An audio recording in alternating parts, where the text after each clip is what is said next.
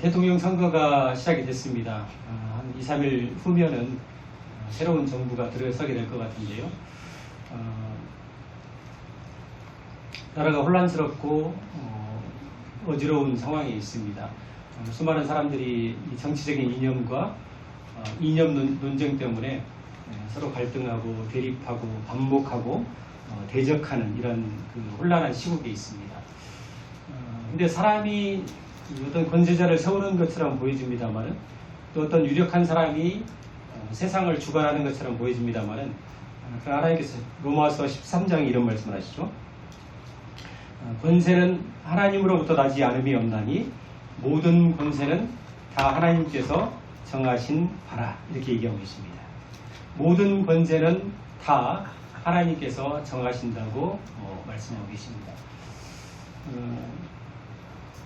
요한복음에 보면은 그 빌라도가 주님을 신문하면서 이런 얘기를 합니다. 내가 너를 놓을 권한도 있고 너를 십자가에 못 박을 권한도 있는 것을 알지 못하느냐, 이렇게 빌라도가 얘기를 하죠. 그래서 주님께서 빌라도에게 이렇게 말씀하십니다. 위에서 주지 아니하셨다면, 하나님께서 너에게 그 권한을 주지 아니하셨다면 나를 해할 권한이 없었을 것이다, 이렇게 말씀하십니다. 이 땅의 모든 권세를 세우시는 분도 하나님이시고 그 권세를 폐하시는 분도 하나님이십니다. 우리가 할 일은 하나님께서 이 땅에 합당한 일꾼을, 합당한 위정자를 세워주시기를 기도하고, 또 이 땅에 이념 논쟁 때문에 사분오열된 이 나라와 이 민족을 주님께서 긍휼히 여겨 주실 것을 기도해야 될 것으로 생각이 되어집니다. 자, 말씀으로 이제 들어가겠습니다. 누가복음 10장 말씀을 같이 한번 보시겠습니다. 누가복음 10장입니다.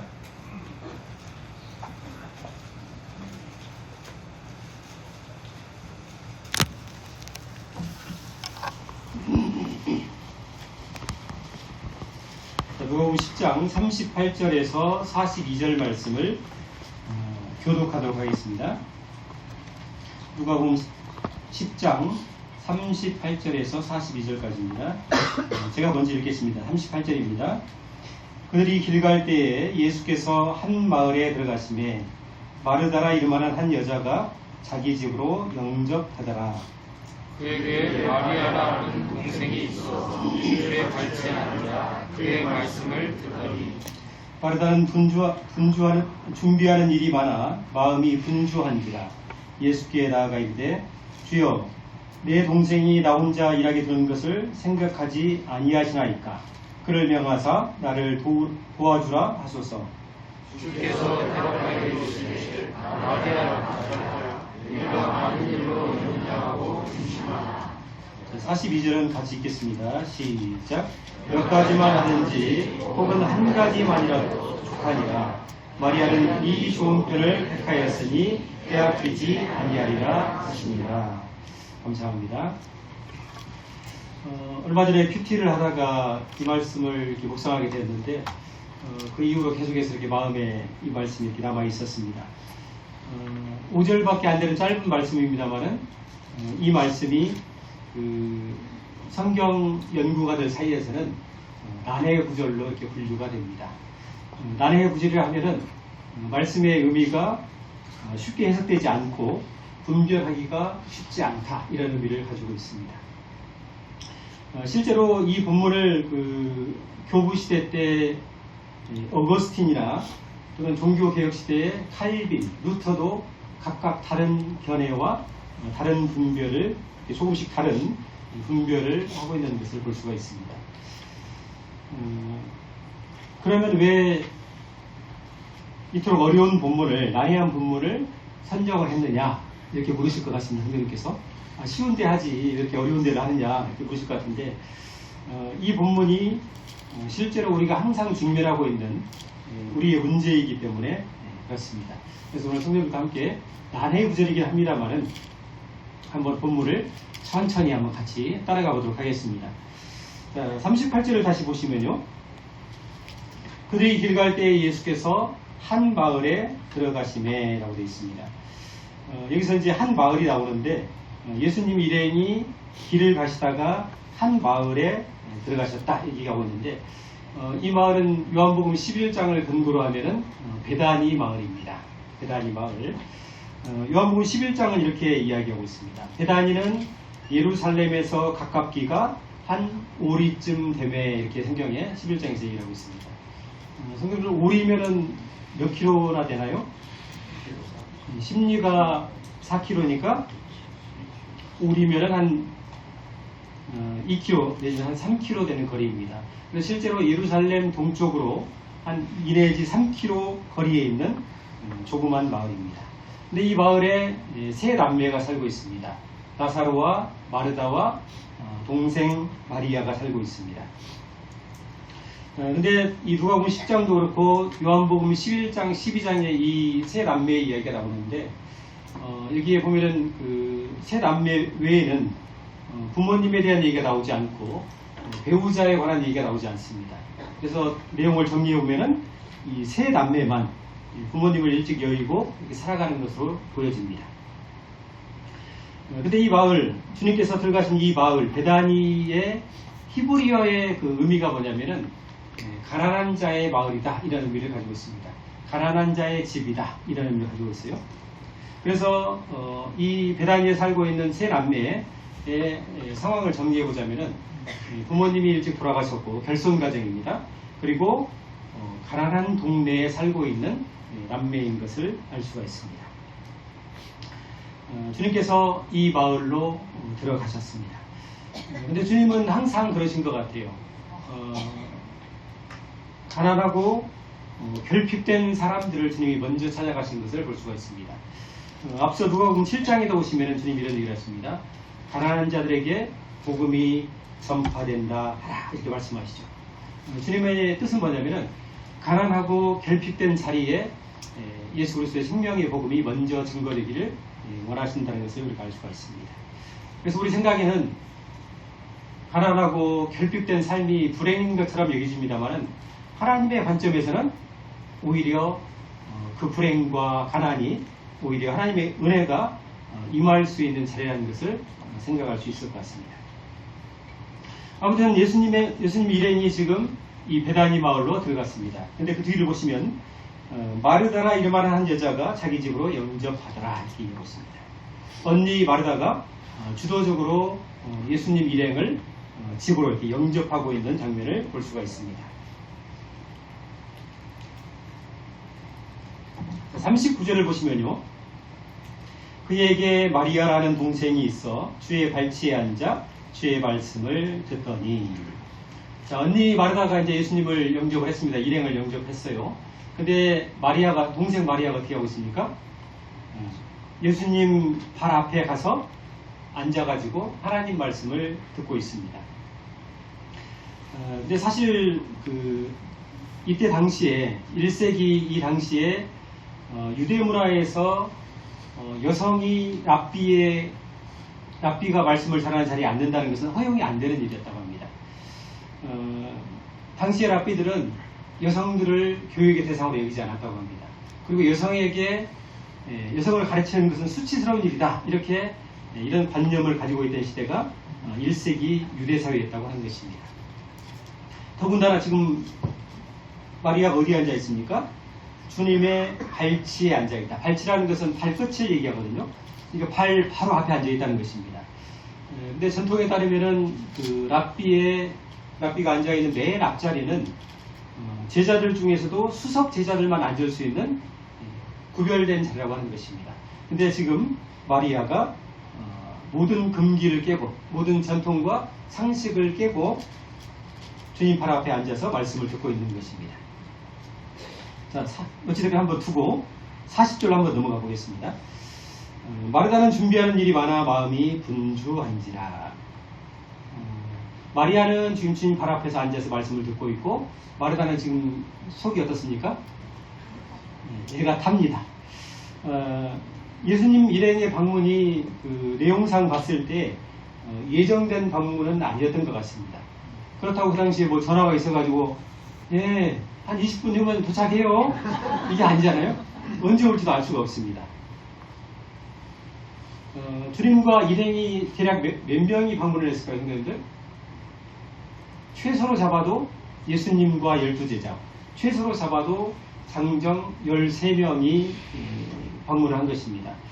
또 여타에 그 같이 다니는 사람들을 포함한다면 더 많은 사람들이 마르다와 마리아의 집을 방문했을 수 있습니다. 갑자기 예정하지 않게 성인 13인분 이상의 식사를 준비해야 되는 상황에 마르다가 놓인 것입니다. 성경을 예전에 우리 이스라엘 방문했던 성경들 얘기 들어보면 베다니족이라는 얘기 들어보셨을 거예요. 광야에서 생활하는 그런 민족들입니다.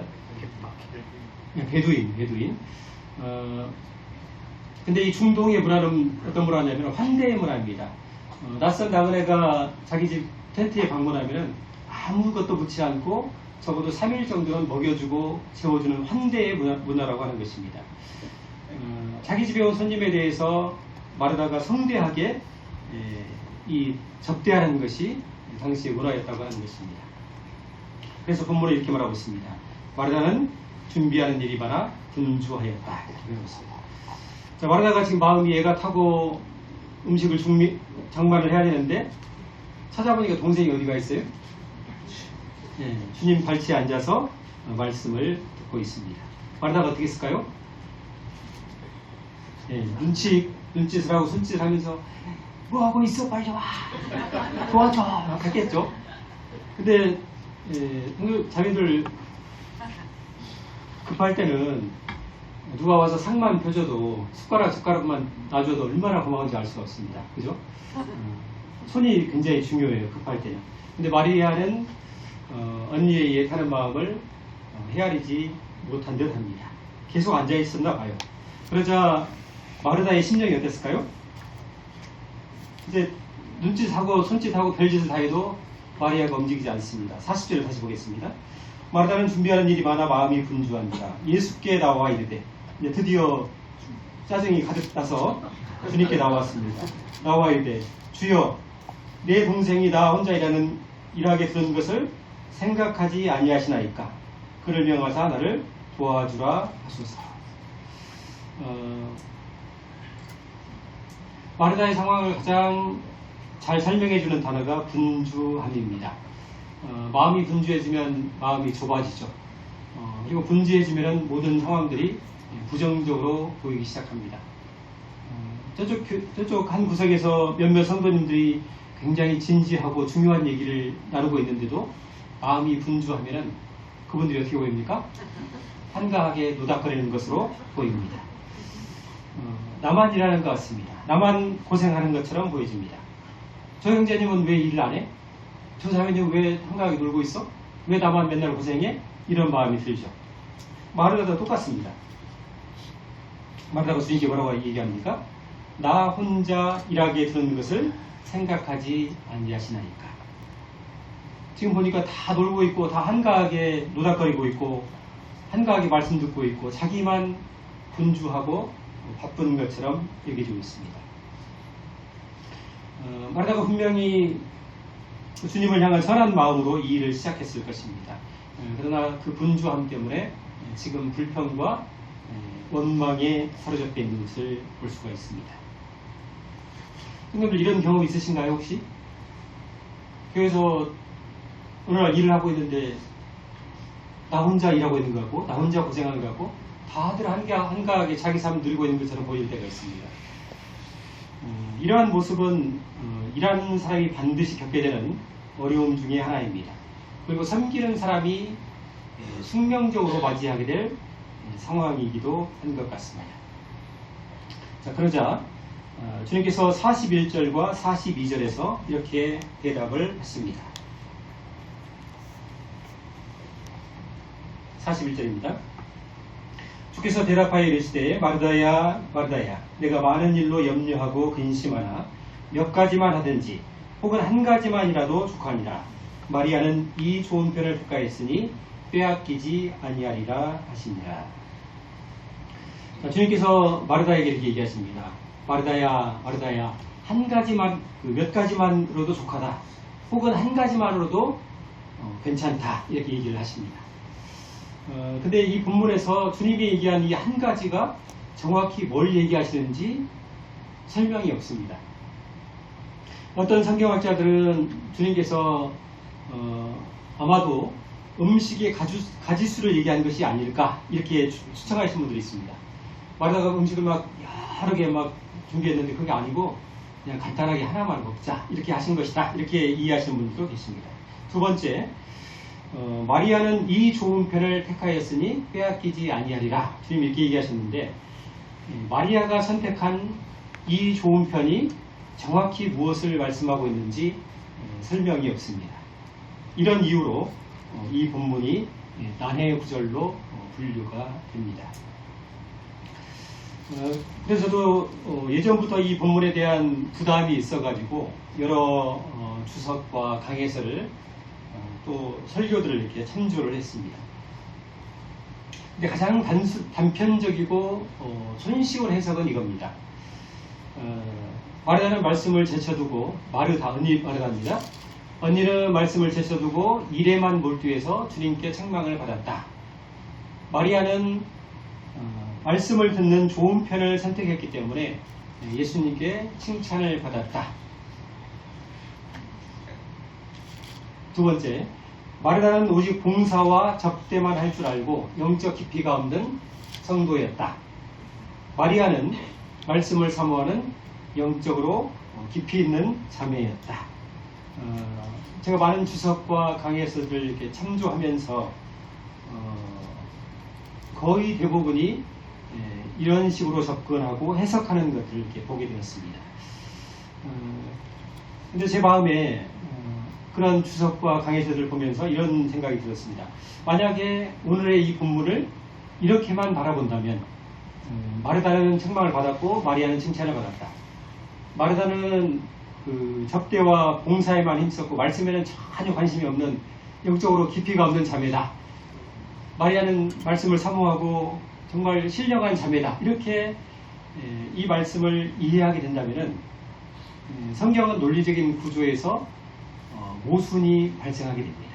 논리적인 모순이 발생하게 된다고 생각이 됩니다. 왜냐하면 성경에 이런 말씀들이 있죠. 성도에 쓸 것을 공급하며 손 대접하기를 힘쓰라 라는 그런 말씀이 있습니다. 또 다른 말씀에는 나그네를 대접하라, 서로 봉사하라 이런 말씀들이 사진서 여러 곳에 등장하고 있습니다.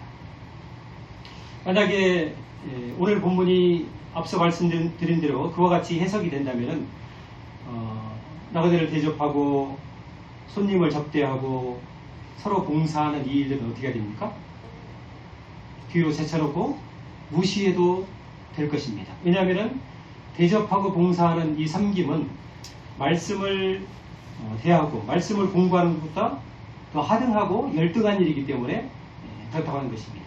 왜냐하면 주님 말씀의 근거에서 마리아가 이 좋은 편을 택했기 때문에 우리 모두가 오로지 말씀 듣는 일, 오로지 성경 공부하는 일에 전력해야 된다는 이야기가 될 것입니다. 자, 성도님 그러면 남은 사목교회가 경건한 교회가 되기 위해서 어떻게 해야 될까요? 제 생각에는 이렇게 해야 될 것 같습니다. 주방을 가장 먼저 폐쇄해야 될 것 같습니다. 왜냐하면 주방은 많은 수고와 많은 시간과 헌신이 필요한 그런 사역입니다.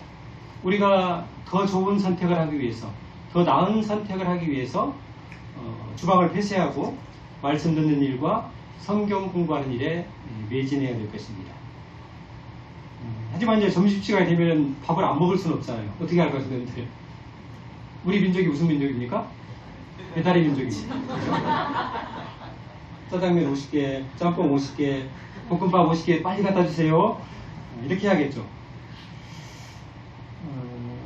유대인들에게 오늘의 본문을 이렇게 보여주면은 대부분의 유대인들이 마르다 오케이, 마르다 노우 이렇게 얘기한다고 합니다.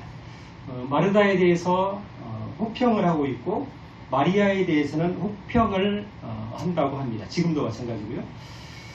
자, 성님들 마르다의 상황을 한번 같이 말씀의 근거에서 함께 정리를 한번 해보겠습니다. 예수님이 이 베다니에 들어오실 때 마르다가 예수님 일행을 영접을 했습니다. 성도들 아시는 대로 예수님께서 늘 환대를 받는 분이 아니었습니다. 어떤 지역이나 어떤 마을에서는 배척을 받으시기도 하고 무시를 받으시기도 했습니다. 그리고 예수님 주변에는 늘 사람들이 있었어요. 병든 사람들, 말씀을 드리려고 하는 사람들, 또는 뭐 귀신 들린 사람들, 다양한 사람들이 주변에 늘 있었습니다. 그래서 어떤 성경에 보면 예수님께서 식사할 겨를도 없으셨다. 매우 분주하신 분이셨습니다. 마가복음 3장에 이렇게 얘기합니다. 집에 들어가시니 무리가 다시 모임으로 식사할 겨를도 없는지라. 주님이 매우 분주하셨고 바쁘셨던 분입니다. 아마 마르다 마음속에 이런 마음이 있었던 것 같아요. 예수님을 우리 집에 모셔가지고 따뜻한 밥 한 끼를 대접해야겠다, 이런 선한 마음이 있었던 것으로 보여집니다. 성도들, 따뜻한 밥 한 끼가 주는 위로가 우리에게 있죠.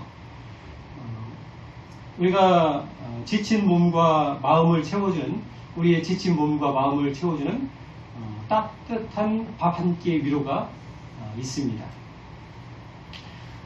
마르다의 식사 준비는 정말 진심이었고 주님을 향한 사랑이었습니다.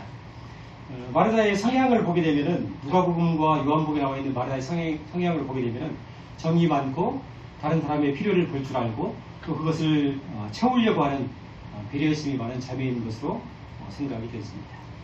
아무튼 마르다는 온 힘을 다해서 예수님을 대접하고 싶은 마음이 있었습니다.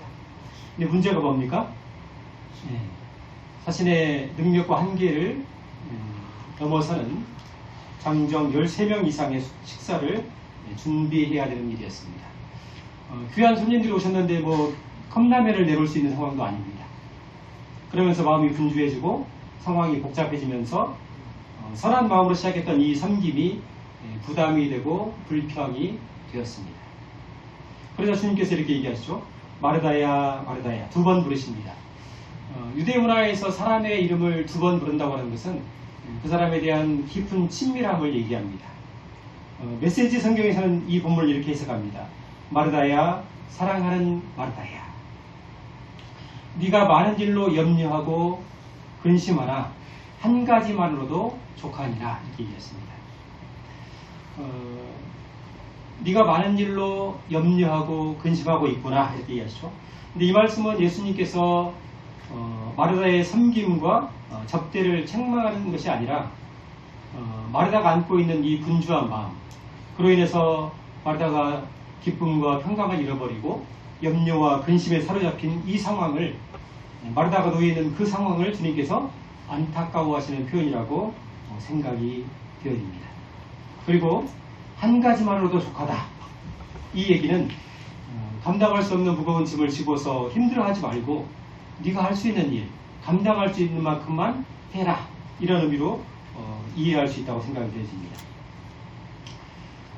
성경에서 구약 성경에서 하나님께 제물을 드릴 때도 마찬가지고요, 신약에서 헌금을 드릴 때도 마찬가지고 섬김과 봉사의 원리도 동일합니다.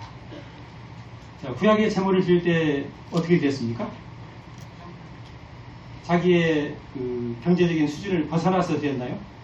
아닙니다. 하나님께서 범위를 정해주셨어요. 네가 돈 있으면 소로 드리고 돈 없고 좀 부족하고 가난하면은 비둘기도 좋고 밀가루도 괜찮다, 하나님께서 이렇게 정해주시죠. 우리가 하나님께 제물을 드리거나 헌금을 하거나 섬김과 봉사의 원리는 동일합니다. 힘대로 하는 것입니다. 힘대로. 하나님께 나에게 주신 재능과 지식과 지혜를 가지고 그 범위 안에서 그 일을 하는 것입니다. 힘에 미치는 대로 하라, 하나님께서, 주님께서 지금 마르다에게 그렇게 얘기하신 것입니다. 자, 마리아의 상황을 한번 보겠습니다.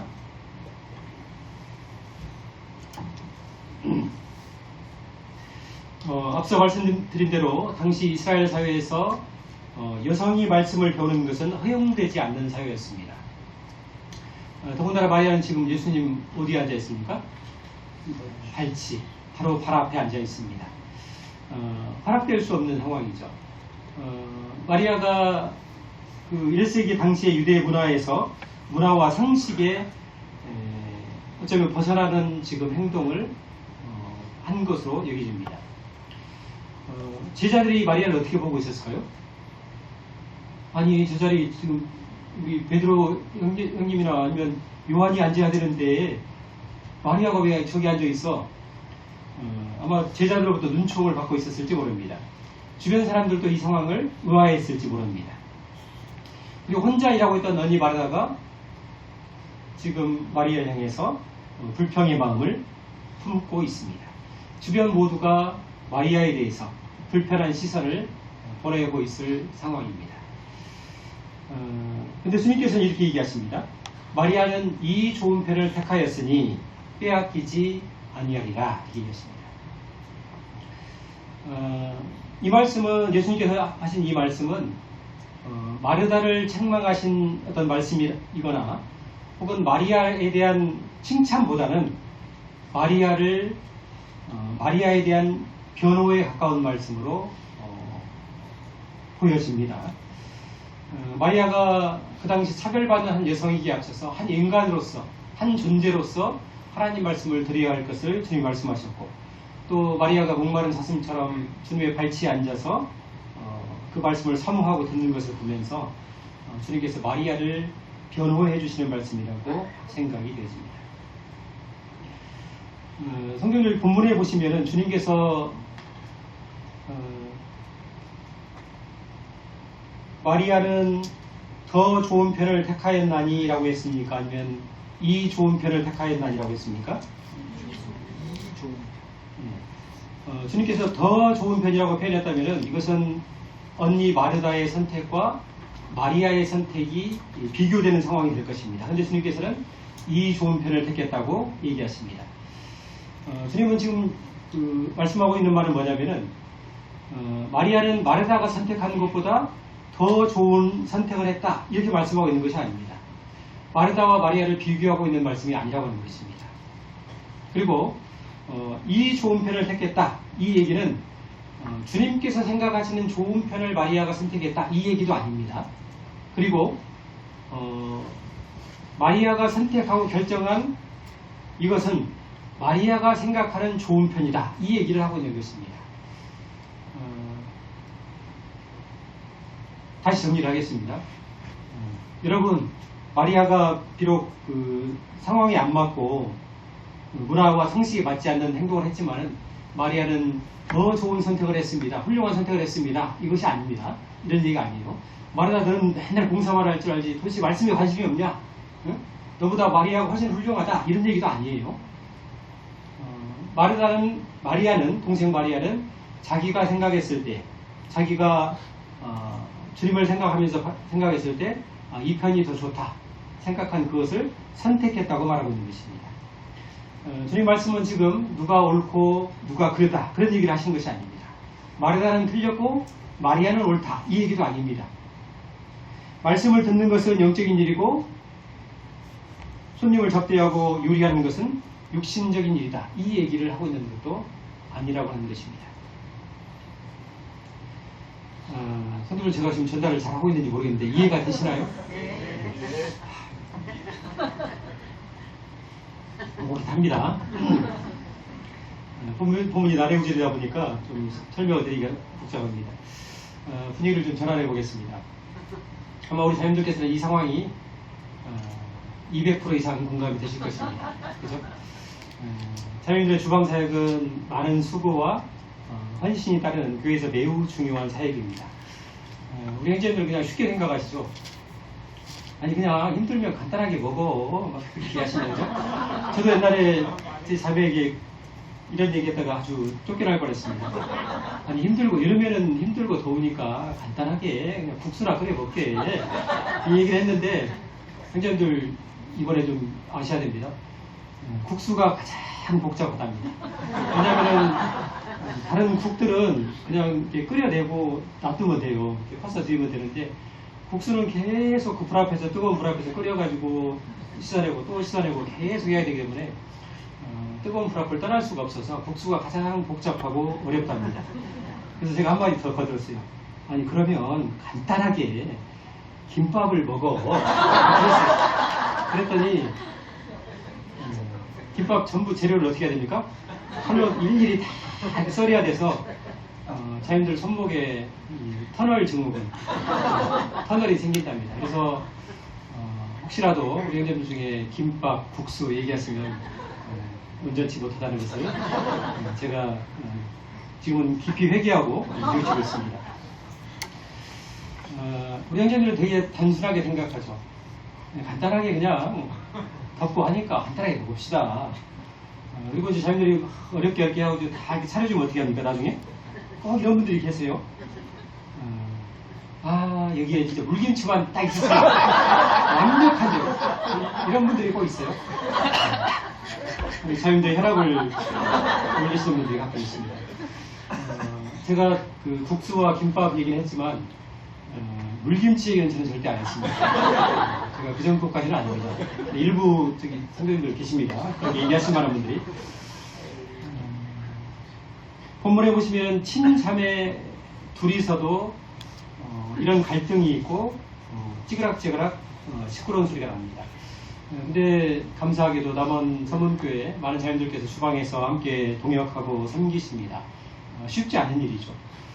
연초가 되면 2년에 한 번씩 그 조발표를 하는데 얼마나 긴장을 하는지 자녀들 막 기도가 되고 또 보면서 어떤 사람은 막 그 환호성을 지르고 또 어떤 자매님은 막 깊은 침륜에 빠지시기도 합니다. 쉽지 않은 일이죠. 같이 일한다고 하는 것이. 그럼에도 불구하고 잘 모르겠지만 그 안에서 뭐 소리가 나는지 모르겠지만 그래도 큰 소리 안 나고 주방에서 우리 자녀들께서 지금까지 이렇게 잘 해오신 것들은 우리 자녀들께서 주님의 마음으로 서로를 받아주고 섬겨주셨기 때문에 그렇다고 생각이 되어집니다. 아무튼 이 자리를 빌려서 다시 한번 우리 자녀들의 수고와 섬김에 대해서 깊은 감사의 말씀을 드립니다. 오늘 주방에 6조 자녀들께서 수고하고 계십니다. 지금 말씀이 다 그 4층에도 주방에 들리고 있거든요. 그 감사의 박수를 한번 특별하게 보내주십니다.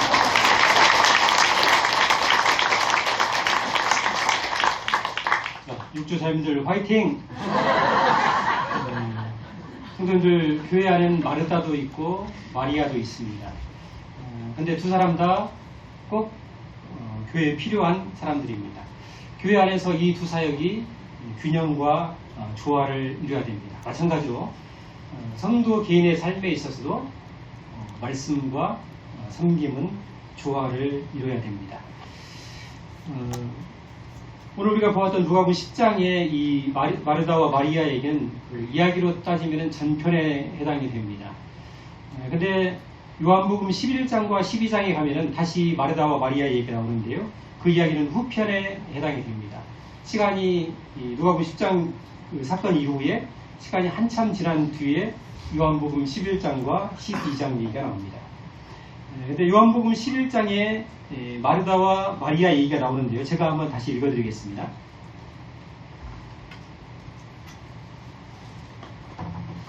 마르다는 예수께서 오신다는 말을 듣고 곧 나가서 맞이하되 마리아는 집에 앉았더라. 자, 선생님들 누가복음 10장에서 우리가 마르다는 어떻게 했습니까? 예수님 오신다니까 나가서 영접하고 음식을 준비했습니다. 마리아는 어떻게 했습니까? 예수님 발치에 앉아서 말씀을 들었습니다. 근데 요한복음 11장 시간이 한참 지난 다음에 또 보면은 마르다는 뭐하고 있습니까? 예수께서 오신다는 말을 듣고 곧 나가서 맞이합니다. 근데 마리아는요? 집에 앉았더라. 누가복음도 그렇고 요한복음도 보면은 마르다는 막 부산하게 움직이고 손님을 접대하고 맞이하고 합니다. 근데 마리아는 어떻게 하고 있습니까? 허구는 앉아있어요. 앉았더라. 집에 앉았더라. 주님 발치에 앉았더라. 이렇게 표현하고 있습니다. 같은 부모에게서 태어난 자매지만은 서로 너무도 다릅니다. 마르다는 여기 보면 이제 그 성향을 보게 되면 주도적이고 열정적이고 자신의 속마음을 솔직하게 표현하는 그런 성향입니다. 항상 먼저 마중 나가서 예수님을 영접하고 다른 사람의 필요를 볼 줄 알고 그 사람의 필요를 채우기 위해서 바쁘게 움직이는 이런 유형의 사람입니다. 반면에 마리아는 어떻습니까? 조용하고 사색적이고 항상 앉아있죠. 앉아있고 자기 의사를 표현하기를 이렇게 별로 원하지 않는 그런 성격처럼 보여집니다. 그리고 말씀을 듣거나 또는 영적인 일들에 비중을 두는 자매라고 보여집니다. 성경들 사람마다 이 성격과 기질이 있습니다. 이것을 우리가 성향이라고 얘기하죠. 성향. 근데 성향은 그 사람이 태어날 때부터 가진 기질과 성격입니다. 변합니까? 안 변합니까? 안 변합니다. 평생을 갑니다. 거의 뭐 큰 이변이 있지 않고서는 그 기질과 성향은 대체로 죽을 때까지 가게 됩니다. 그래서 이 성향 자체는 그 자체로는 좋고 나쁨이 없는 거예요. 이 성향을 가지고 선과 악을 구별할 수는 없다고 하는 것입니다. 다만 성품, 우리가 인격이라고 말하는 이 성품은 우리가 그리스도 안에서 해가 갈수록 달라지고 성장하고 성숙해져 가야 할 것입니다. 하지만 이 성향은 잘 바뀌지 않습니다. 성향은 우리가 서로 다른 것입니다. 특별한 것이 아니고 서로의 다름입니다. 그런데 이 다름이 오늘 본문에서 갈등과 문제를 유발하는 경우도 있다는 것을 볼 수가 있습니다. 두 자매 모두 주님을 진심으로 사랑하는 자매였습니다. 그리고 예수님에 대한 진실한 믿음을 가진 자매였습니다만은 그럼에도 불구하고 이 다른 성향 때문에 어려움과 갈등에 직면하는 상황을 볼 수가 있습니다. 성도들 주님께서 십자가에 달리시기 6일 전에, 일주일 전에 다시 마르다와 마리아의 집을 방문하십니다. 그리고 주님이 잡히시기 전 그 한 주 동안 이 마르다와 마리아의 집에 머물게 됐습니다. 우리 요한복음 12장 말씀을 같이 한번 보도록 하겠습니다. 요한복음 12장.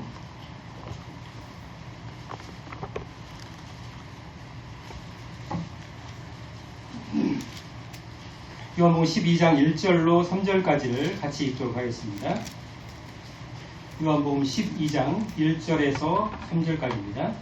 같이 읽겠습니다. 시작. 6월절 엿새전에 예수께서 베다니에 이르시니 이곳은 예수께서 죽은 자 가운데서 살아계신 나사로가 있는 곳이다. 거기서 예수를 위하여 잔치할 때 마르다는 일을 하고 나사로는 예수와 함께 앉은 자 중에 있다. 마리아는 지극히 비싼 향유 곧 순전한 나두 한 근을 가져다가 예수의 발에 붓고 자기 머리털로 그의 발을 닦으니 향유 냄새가 집에 가득하더라. 주님께서 십자가에 돌아가시기 6일 전에 이 베다니에 마르다와 마리아의 집에 방문하십니다. 그리고 잡히시기 전날까지도 그날까지도 그 집에 머무십니다.